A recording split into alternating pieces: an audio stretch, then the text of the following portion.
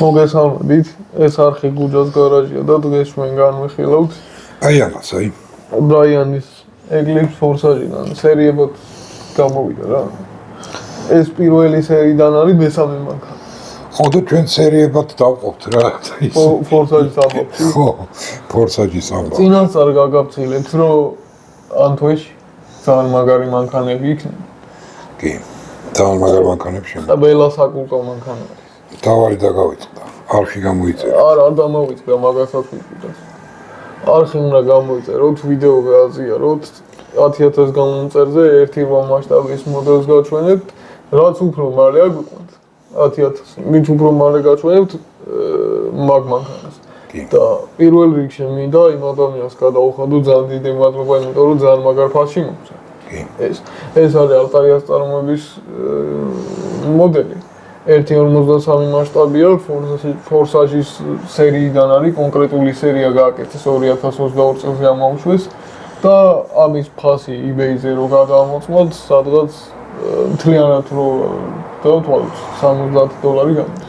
ხო, ჯამში თავის შიპინგიან წონიან ყველაფრიანად. ხო, მე რა თქმა უნდა, იაფად და მადლობა იმ ადამიანს მაგისთვის ძალიან დიდი.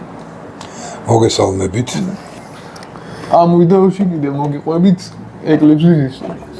და თან ცოტა Force-ისიც უკვე ბევრი ვილაპარაკე სხვა ვიდეოებში, მაგრამ ცოტა Force-ისიც უნდა ვილაპარაკო. მოკლედ არ ეშვებიან Force-ის. რა ვქნა ახლა ყველაზე ცნობილი მანქანები ეს არის. ნუ რასიზა. და საერთოდ Force-ში ამით დაიწყო. ამ მანქანით. ხო.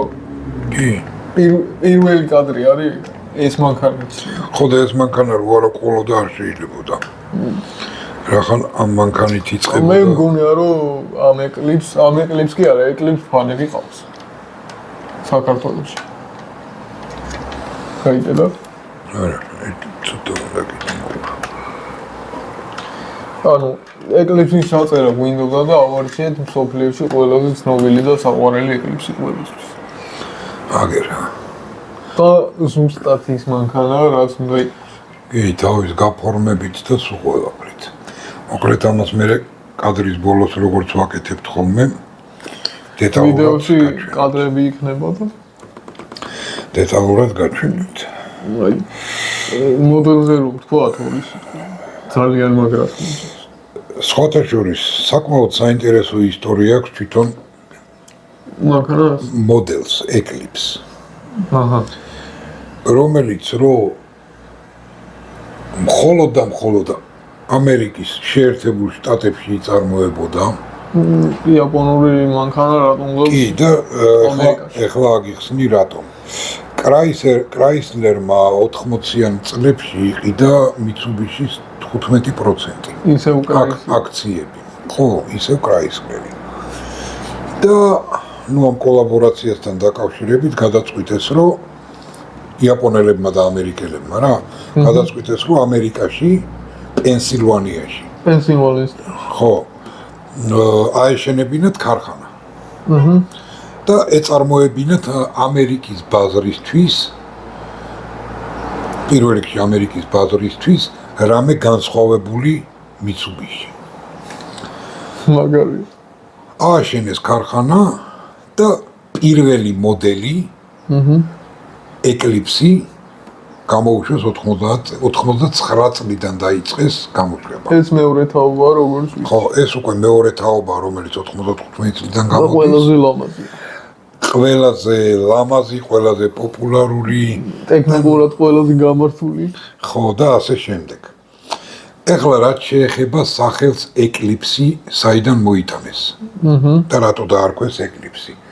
Eclipse, როგორც ვიცით, ინგლისურიდან რო გადმოვთარგმნოთ ქართულად, ნიშნავს მზის დაბნელებას. მაგრამ მზის დაბნელებასთან კავშირში არ არის და რატომღაც არის ცხენთან კავშირში. ამერიკა, ცხენი, მუსტანგი. მე-18 საუკუნის მიწურულს არანაირი მუსტანგი რა. არა, მუსტანგი ეს ცხენზე ვახსენე. მე-18 საუკუნის მიწურულს, ხო? კონკრეტული ციფრი რო თქვა 1761 წელს დაიბადა ეგ ცხენი. 1 აპრილს თან, რომელიც რო დაემთხვა მზის დაბნელებას. და მაგიტომ დაარქვეს ეკლიფსი მაგ ცხენს. და ჩემპიონატზე 18-ვე იმაში გაიმარჯვა. ნომინაცია თუ ნომინაციაში, 18-ვე შეჯიბრში. ხო, ჩემპიონატი რო იყო 18 ეტაპად მიდიოდა და 18-ვეში გაიმარჯვა მაგ ცხენმა. და მაგ ცხენის საპატივსაცემად დაარქვეს ეკლიფსი მანქანას. აი ეგეთი საინტერესო ისტორია არის რა. რო ვთქვათ, რომ აი და ძალიან სუპერ კარი და რა. არა. შენ რო იცოდე სუპირველ ვერსიას, ეკლიფსის პირველ თაობას 94 ცხენის ზავა ქონა. სულ რაღაც. ამაზეც ვიტყვი. ხო, და 100 კილომეტრს ავითარებდა 11 წამში. 90-იანი. ხო. ну სამი ვერსია იყო სტოკ ვერსია რომელიც თქვია გერწევან 94 ცხენის ძალიანი, მეორე იყო 130 ცხენის ძალიანი და მესამე იყო ტურბირებული 190 ცხენის ძალიანი. ეგ რაც შეეხება პირველ ვერსიას. ამ ვერსიისა იწყებოდა 150 ცხენიდან და მაქსიმალური ქონა 200 ცხენი. 200 ცხენი? ხო. ხო, ათ რა გააკეთე? დანარჩენი შენი ლაპარაკი. ხო, მაიცა ბოდიში შეგაწყვეტინებს სანამ დაიწყებს შელაპარაკს, სულ ეკლიფსი 4 ვერსია, 4 თაობა გამოვიდა. ზოგადად.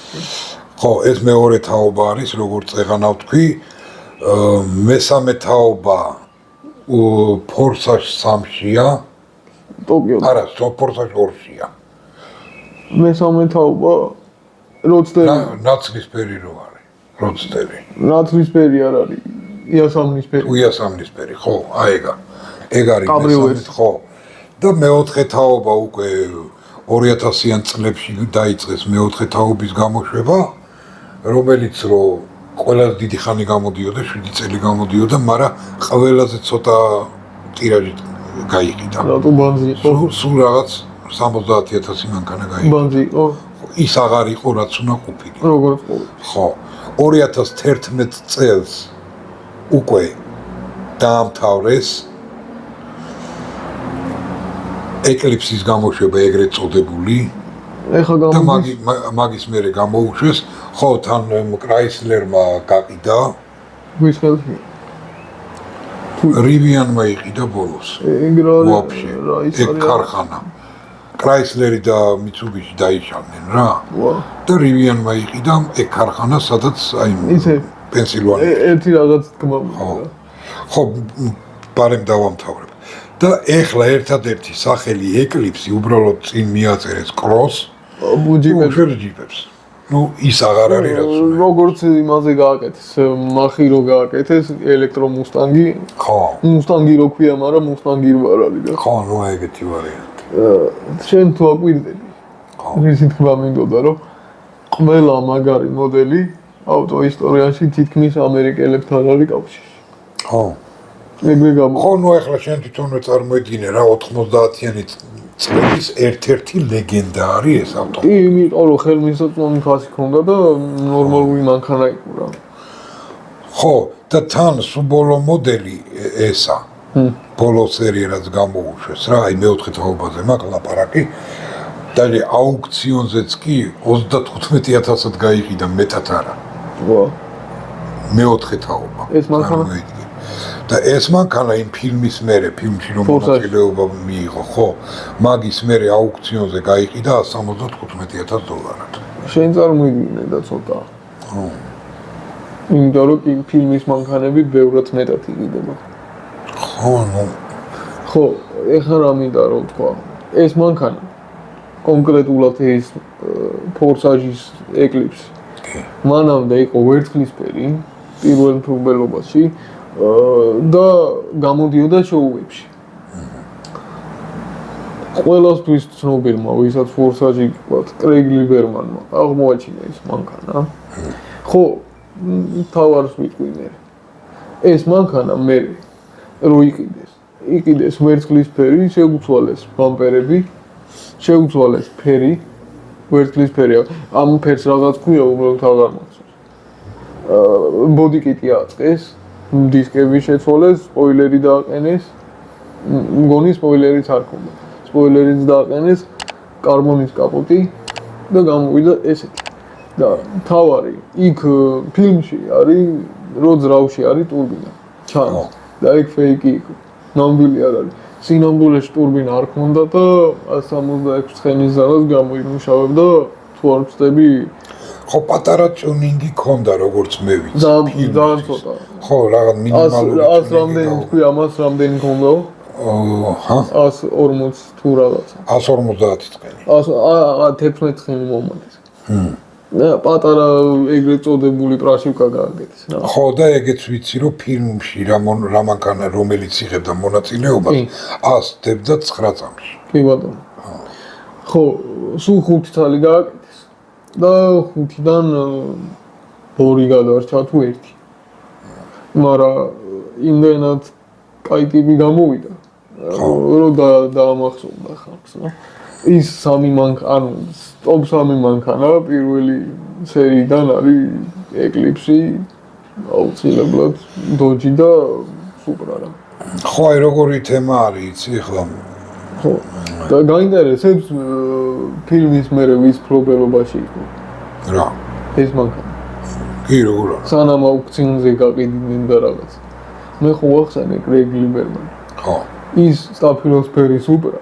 ხო. ლეგენდარული E34 და ეს ეკლიპსი მაგისი იყო. აჰა, რატომღაც არ იქნებოდა. მაგას ყავ. თვითონვე მოიფიქრა როგორი უნდა ყოფილიყო მანქანები და თვითონვე ყავ. და მე აუქციონზე გავშვეს ბარეტ ჯექსონი. ხო, თან საინტერესო რა არის, ეხლა რომ დავიწყე მაგ თემაზე ლაპარაკი.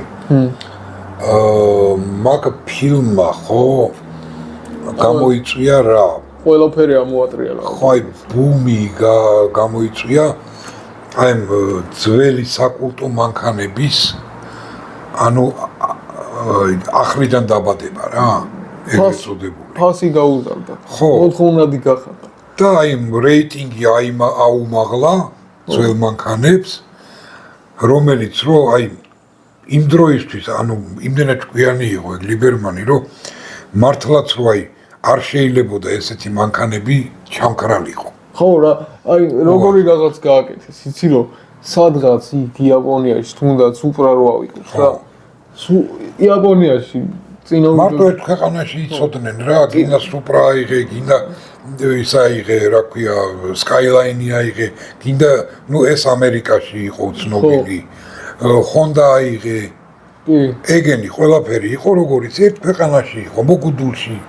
იცოდნენ რომ მაგარი ტიპები იყო. ხო, იმიტომ რომ სოფლიო კიდე გავიმეორებ მაგ ციკლზე, სოფლიო მარიცოდა მანქანების პოტენციალი, რისი გაკეთება შეიძლება ამით. და მაგ ფილმიდან უკვე სოფლიოში გაითქვა სახელი, სოფლიოს მანქანა. თან ფორსაჟი როგორი ვარიანტი იყო, რომ 2000-იანებში 2001 წელს გამოვიდა რა. და მაშინ ეგეთი კინოები არ გამოდიოდა ფაქტიურად. რა პირველი თემები იყო და აი უკვირთხომე რომ რატო გახდა ეგეთი პოპულარული, იმიტომ რომ სცენარიც კაი იყო. ნუ იქ კი არის რომ წვის წევს და რაღაცები მოგონილი არის, მაგრამ ხო. საბოლოო ჯამში ისე კარგად აქვს ყველაფერი გაკეთებული, რომ ძალიან მაგარი პროექტი გაეხლა აღარ არის ეგეთი. ახლა ეგ პირველ სერიებში რა, დასაწყი პირველ სერიაში ცოტა 5 დაჟე 5-იც პირველი 3 სერია. პირველი 3 სერია არის ჩემთვის ყველაზე მაგარი. და ერთი რაღაცა მინდა რომ ვთქვა. მე და შენ ვლაპარაკობდით იმ დღეს მანქანები და კინოები. ხო იყო ეგეთი ლაპარაკი. კი. მე შენ გახსოვს რა კითხე?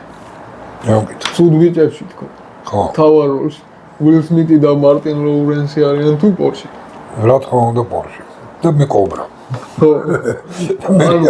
ანუ თვითონაც ეგრე იძახიან, თვითონ ლიბერმანი იძახის, რომ მანქანები იყო თავარ როლში და მსახიობები იყვნენ დამხმარე ტიპები, რომ მანქანებს ემოწმენ. ეგრე არ გამოვიდა ფორსაჟის პირველი სერია. თავარ როლში არის სუპრა და დოჯარჯერი. ხო, ესეც. ხო, და ესა. არა, სუკის მანქანაც. აი გამორჩეული ფერი არის. პირველში არა. პირველში არა, ის მეორე. თუ ეგ მეორეშია, ხო. ის შავი არის პირველში. ჯონი ტრანის მანქანა. ხო. ნუ მოკლედ რა. ხო და რა ვიცი, იმედია რომ ეს ვიდეო მოგეტანებათ და მარტო ფურსაჟის ფანებს არა ამ მანქანის ფანებს მე მგონი გაუხარდება. მით უმეტეს რომ ეკლიპს მე თვითონვე ზუსტად ვიცი რომ ფანები ყავს. ერთი ორს მე თვითონაც ვიცნობ. მეც ვიცნობ. კარგით, აბა მოვრჩეთ საუბარი, თავი აღარ მოვაბეზროთ მაყურებელს. ვიდეო დაალაიქეთ, დააკომენტარეთ, გააზიარეთ, ვისაც დონაციის სურვილი გაქვთ, უარხს დაეხმაროთ ესეთი მაგარი ვიდეოების გადაღებაში. მონაცემები აქ წერაშია და გპირდებით, რომ ჩვენ მაგარ მანქანებს არ მოგაკლებთ. გემოვნება გვაქვს რა. ხო. და ხო.